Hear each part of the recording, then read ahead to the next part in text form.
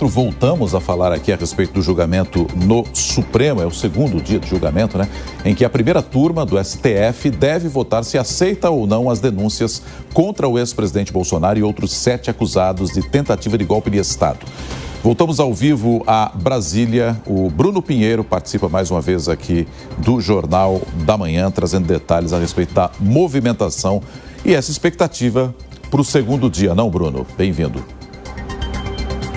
Renato, exatamente, um dia de muita expectativa, porque já é o último dia, então, desse julgamento que iniciou ontem às 9h30 da manhã, com 2 sessões. Ontem iniciou às 9h45, aproximadamente, e hoje, então, às 9h30 da manhã, essa última sessão. Hoje não tem a fala dos advogados, somente dos ministros. Inicia, então, o julgamento com a fala do ministro Alexandre de Moraes, que é lendo, então, já o seu voto. Na sequência, vem o ministro Flávio Dino. Agora, nesse momento, a segurança ainda finalizando alguns ajustes, diferentemente de ontem, que acabou até tendo um certo confronto, um embate ali, na verdade, entre alguns nomes que não tinham credenciamento para assistir esse julgamento dentro do plenário. A segurança foi reforçada hoje, inclusive um isolamento onde os advogados chegam, acessam este plenário da primeira turma do Supremo Tribunal Federal.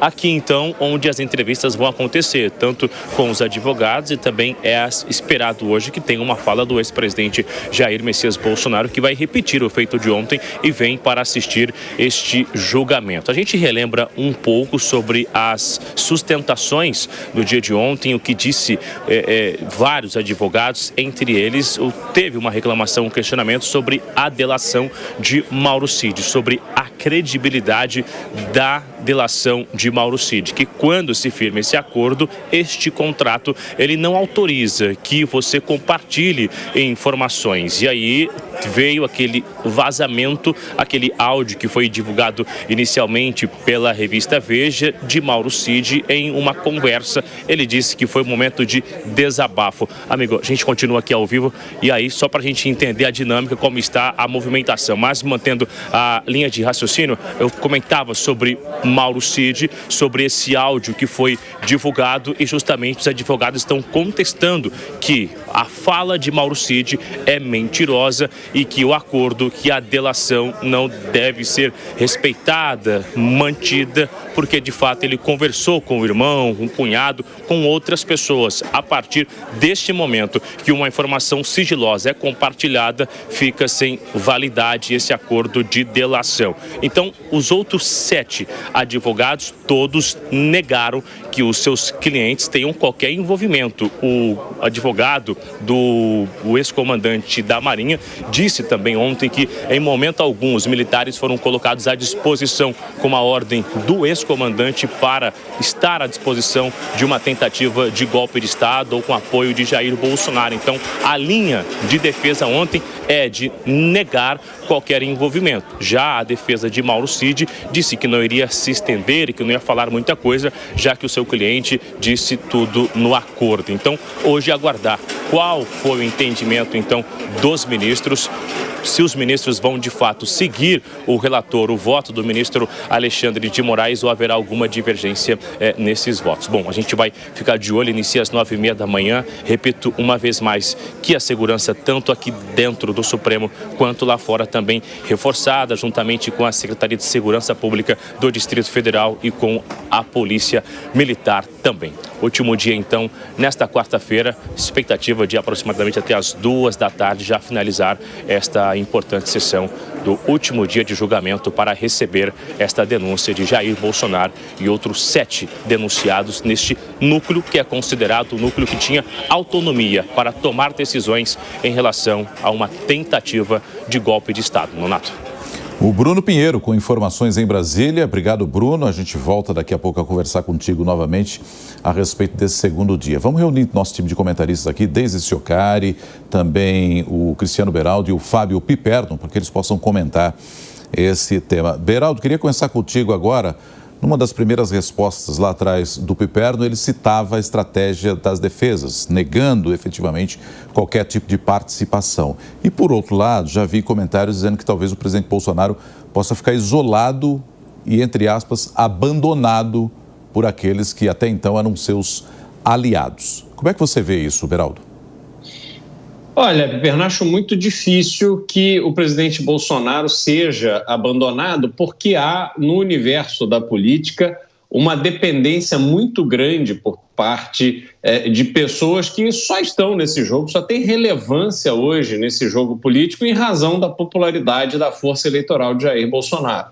Portanto, mesmo preso, tenho certeza que ele será um ator fundamental para o Partido Liberal nas eleições do ano que vem. Tenho certeza que participará da escolha de candidatos ao Senado, eventualmente candidatos ao governo, e que Valdemar da Costa Neto, que é um político muito habilidoso, saberá utilizar essa influência de Jair Bolsonaro, independente da circunstância em que ele se encontre durante as eleições do ano que vem. Queria trazer para essa nossa análise uma fala do ministro Alexandre de Moraes ontem, nesse primeiro dia de julgamento, essa primeira fase, que a gente trouxe até no destaque aqui das manchetes do dia. Ele rebateu ali durante o julgamento algumas críticas a respeito de que a corte estaria perseguindo ou condenando de forma exagerada pessoas envolvidas no ato de 8 de janeiro. Ele disse que o STF não está condenando, abre aspas, velhinhas com a Bíblia na mão, fecha aspas. Deise, qual o peso dessa declaração do ministro Alexandre de Moraes para a condução desse julgamento em relação às penas, né?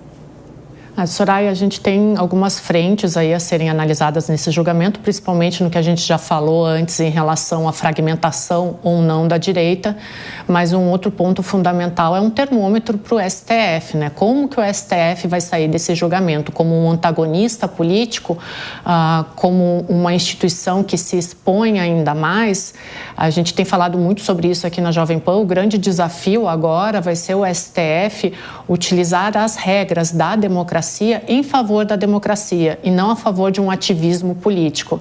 Então, essas declarações do Alexandre de Moraes, elas extrapolam um pouco o termo jurídico, né? Elas vão para o campo político, isso é inevitável, mas eu acredito que hoje a gente vai conseguir ter uma visão muito mais clara da qualidade desse julgamento, se ele vai ser mais jurídico ou político, né? E eu acho que esse vai ser o grande termômetro para o STF, principalmente tão importante no ano pré-eleitoral. O Piperno, ainda nesse assunto que a Soraya trouxe, a Deise comenta, se efetivamente for para um lado mais político, isso pode, de algum modo, ser benéfico ou dar munição, com o perdão do trocadilho, para quem apoia os denunciados da vez, não? Mas veja, é por isso que o julgamento vai ser também um julgamento, aliás, também não, principalmente um julgamento técnico, né? Os indícios, eles são muito fortes, eles não podem ser descartados. É claro que é um julgamento que vai ter grande consequência política, né? A gente, certamente, o mundo político, né? O ambiente político, ele não vai ser o mesmo depois desse julgamento. Agora, veja, por exemplo, eu acho que independentemente do resultado, o presidente Bolsonaro, no âmbito da política partidária, ele continuará, sim, sendo um player importante e o principal quadro da direita. Agora, a lógica dos militares acusados, que também respondem a esse processo, é outra. Um Augusto Heleno, por exemplo, ele não tenta, por exemplo, ele não tem a ambição de se inserir como, né, um player político, mas ele luta para salvar a biografia dele. E aí sim, esse é o flanco que pode dar margem a um salve-se quem puder.